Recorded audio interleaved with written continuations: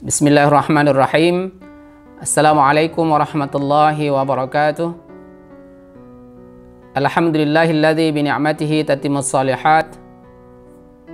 Summa ssalatu wassalamu ala sayyidil anam Muhammadin nabiyil mustafa wa ala alihi wa sahbihi wa man tabi'ah. Pertama sekali marilah kita panjatkan puji dan syukur kita kepada Allah Subhanahu wa taala atas limpahan dan karunia-Nya. Allah masih berikan kekuatan dan kesehatan kepada kita bersama, sehingga insya Allah kita akan mampu melaksanakan sebuah kegiatan yang mulia, pengabdian masyarakat dari rumah secara inovatif yang kelima, yang insya Allah juga akan dibimbing oleh para supervisor yang telah ditetapkan dan diutus oleh masing-masing fakultas. Salawat dan salam kita antarkan kepada junjungan kita Nabi besar Muhammad SAW. Atas petuah dan petunjuk beliau, kita telah berada dalam keadaan iman dan Islam. Penghormatan kami kepada Rektor UIN Ar-Raniri Banda Aceh, Profesor Dr. Warul Walidin AKMA, kepada Bapak Warik 1, Profesor Dr. Gunawan Adnan PhD, yang telah memberikan kata sambutan sekaligus melepas mahasiswa KPM DRI yang kelima untuk terjun ke lapangan sebagaimana pelaksanaan tahun-tahun sebelumnya. Pada kesempatan ini izinkanlah saya untuk menyampaikan sedikit materi tentang juknis pelaksanaan KPM DRI yang kelima ini sebagai lanjutan dari pelaksanaan KPM sebelumnya, yang tentunya kita telah maklumi bersama karena kondisi yang masih belum menentu ini, kita tetap melanjutkan pelaksanaan KPM DRI yang kita sebut dengan kuliah pengabdian masyarakat dari rumah inovatif. Adik-adik mahasiswa sekalian, pada kesempatan kali ini kita akan menjelaskan bagaimana sebenarnya prinsip-prinsip yang harus adik-adik pahami dalam pelaksanaan KPM DRI ini, sehingga nantinya pelaksanaan kita akan berjalan lancar dan sukses dengan tetap menjaga protokol kesehatan sebagaimana amanat pemerintah yang menyatakan bahwa Provinsi Aceh ditetapkan sebagai wilayah pandemi yang level 3. Nah, oleh karenanya pelaksanaan KPM DRI ini menjadi urgen dipahami agar nantinya kita tidak mendapat protes atau komplain dari berbagai pihak, termasuk pemerintah yang telah menyatakan level PPKM untuk Provinsi Aceh. Nah, pertama kami ingin jelaskan bahwa apa yang dimaksud dengan KPM DRI?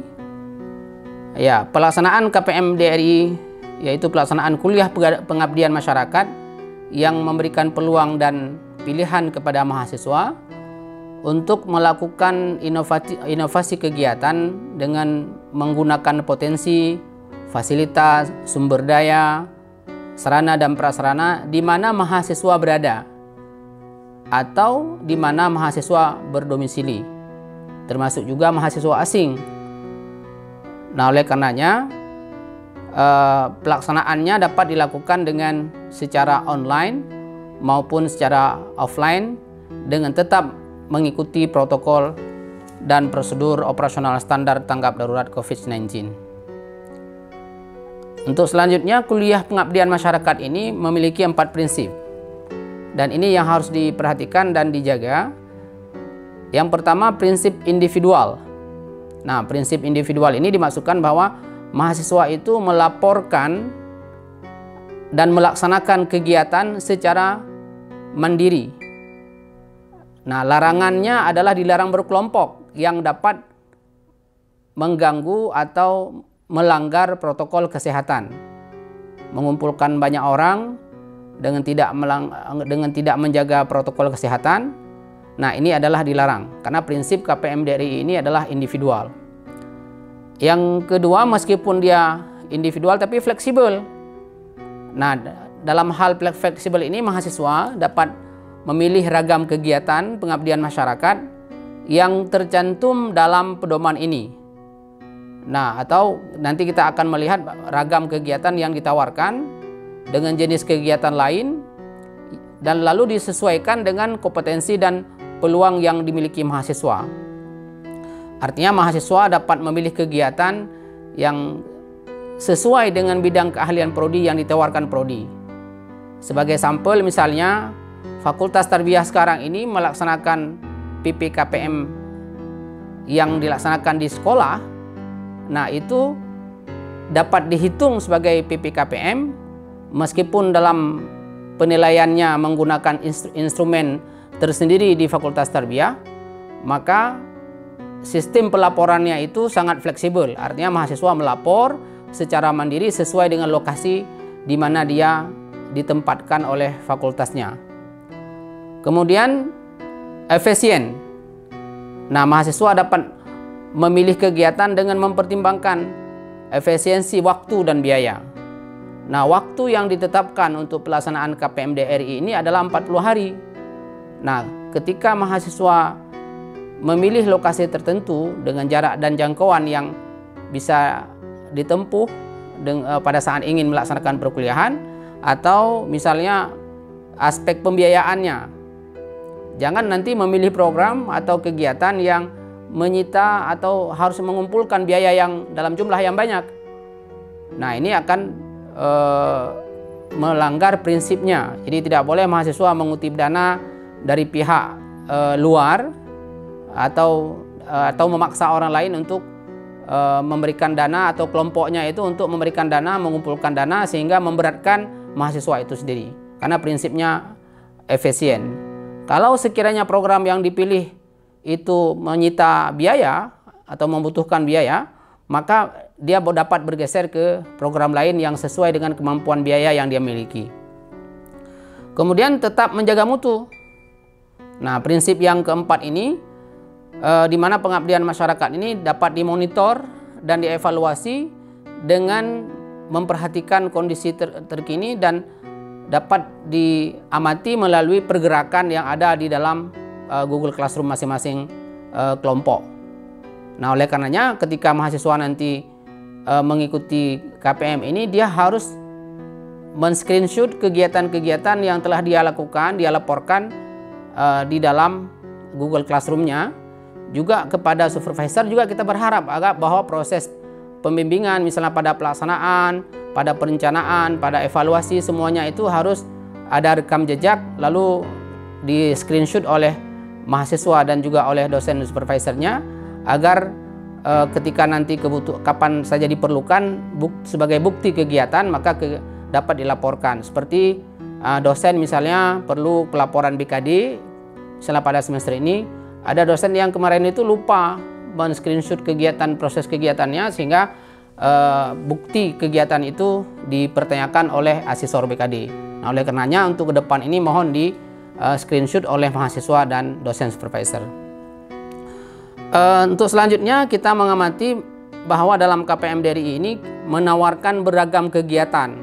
Nah, tawaran kegiatan ini berdasarkan edaran dari Direktur Pendidikan Tinggi Islam, karena kondisinya masih pandemi, bahwa mahasiswa dapat memilih bidang kegiatan. Yang pertama misalnya bidang kegiatan pengembangan kualitas layanan administrasi desa sebagai upaya untuk mewujudkan nilai adil dan maslahat di kalangan masyarakat. Nah, nanti untuk detail bagaimana prosesnya itu akan ada dalam tayangan slide dalam setelah penjelasan ini kami lakukan. Nah, untuk selanjutnya misalnya ada kegiatan yang dapat dipilih oleh mahasiswa adalah pengembangan pemahaman spiritual keagamaan, termasuk melalui media online atau offline, bekerjasama dengan berbagai lembaga, baik lembaga internal maupun lembaga keagamaan, sebagai upaya untuk mewujudkan nilai rahmatan lil alamin dan juga menjaga toleransi antar umat beragama di Indonesia. Nah, kegiatan ini bagaimana bentuknya? Boleh saja mahasiswa menulis atau membuat rekaman YouTube yang menarasikan bagaimana proses toleransi beragama itu berjalan di sebuah tempat. Kalau misalnya ada mahasiswa di Aceh Tenggara yang wilayahnya itu sangat dinamis, artinya heterogen, ada umat non-muslim di sana. Nah, bagaimana dia merekam sebuah kegiatan yang mampu merajut moderasi beragama yang ada di Aceh Tenggara itu misalnya, atau Aceh Singkil, lalu dia membuat dalam laporan pengabdian dan dia melihat, mengamati, lalu kalau ada yang kurang dari toleransi beragama itu dia berikan petunjuk dan arahannya melalui penulisan buku, atau dia membuat rekaman video yang menawarkan bagaimana implementasi pelaksanaan moderasi beragama yang ada di kawasan Aceh yang termasuk heterogen itu. Nah, kemudian kegiatan selanjutnya yang dapat kita tawarkan adalah melakukan identifikasi kebutuhan sarana dan prasarana serta mempertimbangkan resiko kerusakan lingkungan. Kemudian menindaklanjuti kepada forum dan lembaga yang berkaitan dengan mewujudkan nilai rahmat dan kerjasama. Nah, ini tentunya cocok sekali, sesuai sekali untuk Fakultas Sains dan Teknologi. Jadi kalau dia meneliti di lapangan itu ada kerusakan alam, lalu ada kerusakan pantai, kerusakan sungai, dia menawarkan solusi melalui pengabdiannya. Dia menulis laporannya bagaimana cara untuk mengatasi kerusakan alam tersebut. Dia laporkan kepada pihak yang berwenang dengan dinas terkait misalnya. Maka itu menjadi sebuah pengabdian dia laporkan, dan akhirnya nanti itu akan menjadi sebuah laporan yang diterima sebagai kegiatan pengabdian kepada masyarakat.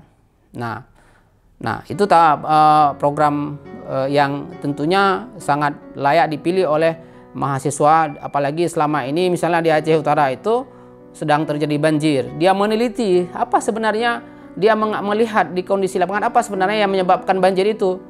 Lalu dia tulis laporan, dia bergaul dengan masyarakat, bertanya apa yang terjadi di hulu sungai misalnya, lalu dia laporkan ke dinas terkait. Nah, itu menjadi sebuah pengabdian dia. Kemudian untuk selanjutnya, misalnya program yang bidang kegiatan yang dipilih, misalnya berperan serta dalam berbagai kegiatan peningkatan kualitas keluarga dan masyarakat yang sejahtera dengan kerjasama lintas kementerian, ormas, dan lembaga untuk mewujudkan nilai-nilai adil, berimbang, rahmat, dan maslahat, serta kerjasama. Nah, ini contohnya untuk mahasiswa Fakultas Syariah dan Hukum pada Prodi Hukum Keluarga. Nah, sekiranya nanti ada mahasiswa Prodi Hukum Keluarga, dia mengabdi di sebuah desa, memilih sebuah desa, di situ terjadi perceraian misalnya yang dominan. Dia meneliti apa penyebab perceraian, lalu dia memberikan edukasi terhadap keluarga-keluarga yang rentan perceraian atau bahkan yang sudah cerai. Lalu dia melihat bagaimana kondisi anaknya, bagaimana pembinaan keluarganya, pendidikan anak yang keluarganya misalnya broken home. Lalu dia memberikan solusi, mencari jalan keluar bagi anak-anak yang terlantar di dalam keluarga yang telah ditinggalkan oleh ayahnya atau ibunya misalnya. Nah, ini tentu kita menjadi sebuah pengabdian yang luar biasa. Satu keluarga saja dia pilih sebagai area pengabdian dia. Lalu dia adik-adik ini membimbing keluarga tersebut atau bekerja sama dengan kuaket atau dengan lembaga perlindungan anak dan perempuan atau perlindungan perempuan dan anak, maka dia akan menjadi sebuah program yang kita hitung sebagai sebuah pengabdian yang luar biasa. Kalau dia berhasil misalnya mengembalikan atau merujuk kembali para suami yang telah bercerai, nah ini tentu akan lebih sangat bernilai bagi sebuah pengabdian. Nah, untuk berikutnya yang kita tawarkan adalah kegiatan pembinaan dan penyadaran syariat atau hukum Islam. Nah, ini cocok juga untuk mahasiswa Fakultas Syariah. Misalnya sekarang ini kita lihat bagaimana terjadi pelecehan seksual di pesantren dan di sekolah-sekolah bahkan. Nah, lalu dia ingin mensosialisasikan misalnya hukum jinayat kepada sekolah atau daerah di mana dia memilih lokasi itu, atau melakukan sosialisasi hukum jinayat kepada masyarakat. Kanun Aceh nomor 6 tahun 2014 tentang hukum jinayat itu tidak semua orang atau tidak semua masyarakat paham. Lalu dia membuat sebuah edukasi bagaimana mendidik masyarakat agar paham terhadap kanun hukum jinayat itu. Nah, lalu dia laporkan bagaimana tingkat pemahamannya, dia buat evaluasi untuk agar apakah masyarakat sudah memahami atau tidak. Nah, ini sebuah program yang dapat dipilih oleh mahasiswa. Nah, kemudian untuk selanjutnya perbaikan dan penyihatan pemukiman dan lingkungan hidup. Nah, ini silahkan ini untuk mahasiswa yang saintek juga, ya, saintek juga yang tentunya bermanfaat untuk pengembangan prodi dan sesuai dengan bidang keahlian prodi. Yang ke-10 yang kita tawarkan misalnya KPM pra bencana, pencegahan bencana misalnya. Nah, ini kan Omikron sudah COVID sudah terus jalan. Nah, ketika mahasiswa membuat sebuah video edukasi agar masyarakat sadar bahaya COVID-19 sampai ada misalnya versi-versi Omikronnya, ini sudah Omikron, sebelumnya sudah ada Delta macam-macam. Lalu dia membuat video tersebut, dia jadikan sebagai bahan untuk mensosialisasikan agar masyarakat itu paham dan menghindari agar COVID-19 ini tidak dia rasakan, atau dia memberikan edukasi kepada mahasiswa yang di fakultasnya yang sekarang ini misalnya sedang terjadi kuliah luring misalnya, sedang kuliah luring. Nah, bagaimana agar kuliah luring ini berjalan dengan baik dengan tetap menjaga prokes? Dia memberikan edukasi masuk kuliah bagaimana, apa bahan yang harus dia siapkan, media apa yang harus dia sediakan sehingga pelaksanaan kuliah lancar, baik meskipun dilaksanakan secara luring, namun COVID-19 ini dia tidak rasakan. Nah, kemudian untuk selanjutnya dapat kita tawarkan misalnya rehabilitasi fase atau pasca bencana COVID-19 ini. Nah, ini kan banyak orang sekarang yang misalnya kemarin itu baru ada orang yang meninggal karena COVID-19. Lalu bagaimana dia mengedukasi bahwa orang-orang yang meninggal itu keluarganya bisa sabar. Nah, ini boleh orang psikologi yang berperan di sini.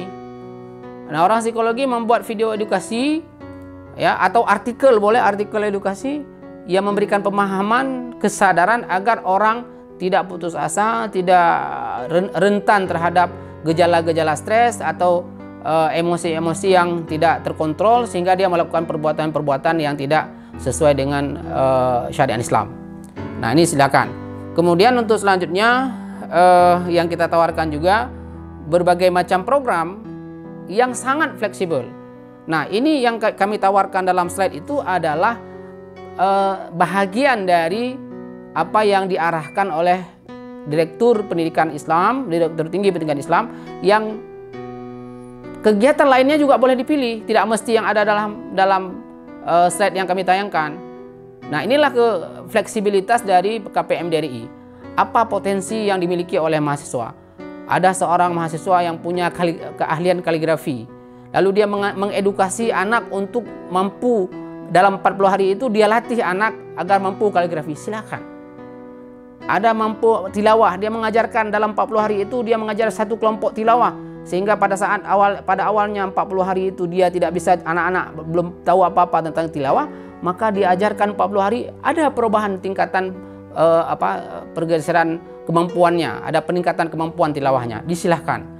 Nah, ini yang kita tawarkan adalah sesuatu yang sangat fleksibel, tidak kaku dengan apa yang telah ditawarkan, karena prinsip KPM DRI adalah sangat fleksibel. Kemudian berikutnya perlu kami sampaikan di sini ada tayangan tentang tugas dosen supervisor KPM DRI yang ini harus dibaca dengan baik-baik agar nantinya Anda dan supervisor tidak ada selisih paham. Jika ada supervisor yang belum merespon, maka segera laporkan ke kami. Jadi nanti jangan telat lapornya. Ada kejadian tahun sebelumnya itu satu kelas yang supervisornya tidak merespon, tidak bergabung dalam kelas itu, tidak ada laporan-laporan. Jadi selama pada saat Anda sudah 3 hari supervisornya tidak merespon atau tidak bergabung dalam kelas Google Classroom itu, nah itu Anda harus melaporkan ke panitia. Nah, yang perlu kami tambahkan dalam kegiatan ini adalah dalam kegiatan kita KPM DRI ini adalah ketika kita melihat setiap kegiatan itu ada tahapan-tahapannya yang harus Anda perhatikan di Google Classroom. Nah, misalnya tentang pelaporan. Nah, pelaporan itu harus mengikuti petunjuk. Anda harus mengunduh SK pedoman pelaksanaan KPM DRI yang di dalam lampirannya itu menjelaskan template bagaimana format laporan. Nah, kalau misalnya nanti Anda perlu penjelasan tambahan, silakan datang ke P2M atau menanyakan kakak letting saudara yang telah pernah memilih program KPM DRI ini, karena laporannya itu berdalam bentuk penulisan artikel, ya, outputnya, luarannya itu penulisan artikel dari pelaksanaan pengabdian yang Anda lakukan dengan berbagai jenis program yang Anda pilih. Nah, itu adik-adik sekalian, adik-adik mahasiswa, itu harus diperhatikan dengan seksama. Dan insya Allah kami akan melakukan monitoring ke tempat tertentu yang kami tidak sampaikan di mana lokasinya. Kami akan memilih lokasi-lokasi tertentu yang akan kami monitoring dan melihat keberadaan saudara. Apakah benar-benar saudara melaksanakan pengabdian masyarakat di desa atau di lembaga tertentu yang Anda pilih. Itu kami insya Allah akan cek ulang. Nah, adik-adik sekalian, yang perlu kami ingatkan bahwa pelaksanaan KPM DRI itu tidak mesti di desa, ya, tidak mesti di kampung, boleh di lembaga kemasyarakatan, panti asuhan. Anda memilih sekolah silahkan, apalagi Fakultas Tarbiyah telah menetapkan PPKPM-nya itu bentuknya di sekolah, disilahkan. Yang penting laporannya Anda sampaikan sesuai dengan jadwal yang ada itu. Boleh Anda memilih lokasi di sebuah tempat penampungan anak terlantar, silahkan. Atau balai binaan narkoba. Atau di balai notaris, silahkan. Yang menangani perkara-perkara pertanahan. Misalnya ini pada Fakultas Ilmu Hukum misalnya. Fakultas Syariah dan Hukum, ada prodi Ilmu Hukum. Nah, itu kan ada mahasiswa yang melaksanakan pengabdiannya di notaris. Dia boleh menyelesaikan atau menelusuri perkara pertanahan. Nah, dia cari solusinya bagaimana, atau dia mensosialisasikan apa urgensi dari akta tanah. Nah, kalau dari hukum keluarga dia bisa jadi menjelaskan bagaimana urgensi dari sebuah akta nikah, ya, atau buku nikah. Atau sekarang ada konsep baru yang ditawarkan oleh pemerintah, misalnya setiap anak itu harus ada akta anak. Nah, ini disilahkan untuk dipilih. Artinya bahwa program yang kita tawarkan ini tidak hanya Anda pilih di desa, tapi juga di mana saja. Di kampus pun boleh, misalnya jika kampus itu membutuhkan tenaga saudara untuk mengabdi. Di bidang elektronika misalnya, anak prodi pendidikan elektronika. Nah, itu disilakan. Nah, demikian adik-adik sekalian, mudah-mudahan apa yang kami sampaikan ini dapat bermanfaat untuk melihat juknis secara detail bagaimana proses penilaian. Nanti disilahkan diikuti tayangan-tayangan dalam slide yang akan ditayangkan setelah kami menyampaikan materi ini. Demikian, wabillahi taufiq wal hidayah, lebih kurang kami mohon maaf. Assalamualaikum warahmatullahi wabarakatuh.